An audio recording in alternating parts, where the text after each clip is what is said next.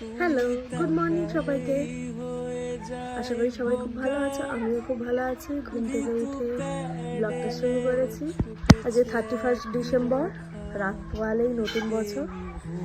পুরাতন বছরকে bye bye করে নতুন বছরকে ওয়েলকাম করার পালা। যদিও আমাদের কোনো প্ল্যান নেই এই বছরে, বাড়ি যাবো, দিদিরা আসবে। তো ভিডিওটা সেই জন্য সকাল সকাল তোমাদের সাথে শুরু করে দিলাম। আমাদের বাড়িতে এসেছিল আমাদের কাকা শ্বশুরের দুটো মেয়ে, তো তারা ছিল আর এই পুচকেটাকে মনীষা দিদি নিয়ে খেলা করছিল। একটু সকাল সকাল গাল ভর্তি হাসি। এই তো সেদিন হলো পুচকেটা সবে, আর এখন কত কিছু করতে শিখে গেছে। কত হাসি, কত কথা বলা। আর আমাদের পুচকে কিন্তু প্রচুর ফোন চেনে। আর তারপর আমরা সবাই আগের দিনের বাসি লুচি আর সঙ্গে চা নিয়ে বসে যাই খাওয়ার জন্য। বাসি লুচি দিয়ে চা খেতে কে কে পছন্দ করো? আমার তো খুব ভালো লাগে।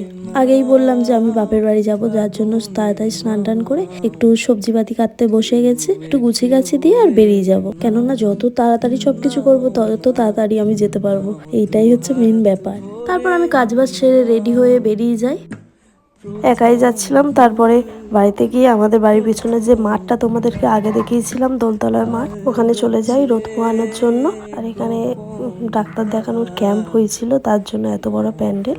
রোদটা কি সুন্দর, কি যে ভালো লাগছিল। আর তারপরে দেখা হয়ে যায় আমাদের কিট্টু বাবুর সাথে। তারপর ওর সাথে আরো বেশি কিছুক্ষণ টাইম কাটাই মাঠেতেই একটু ঘোরাচ্ছিলাম। আমি যখন বাড়িতে এসেছিলাম চিনি তখন ঘুমাচ্ছিল। তারপরে বিকালবেলা ঘুম থেকে উঠতে ওর সাথে আমার দেখা হয়। আর ততক্ষণে দিদিরাও বাড়িতে চলে আসে। আর এটা দিদির মেয়ে, আগে ব্লগে তোমরা দেখে। চিনি তো সবাইকে পেয়ে ভীষণ খুশি, আর দিদি চুম খাওয়াতে আরো খুশি।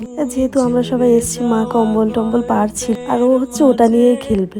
তারপরে আবার ওর প্রিয় খেলা কাঁধে চাপতে যে ও কি ভালোবাসে কি আর। তারপরে ওইখানে একটা দাদা লাইভ করছে ফেসবুকে। আর রাতে আমরা ডিনার করে ভিডিওটা এখানেই শেষ করলাম। বাই।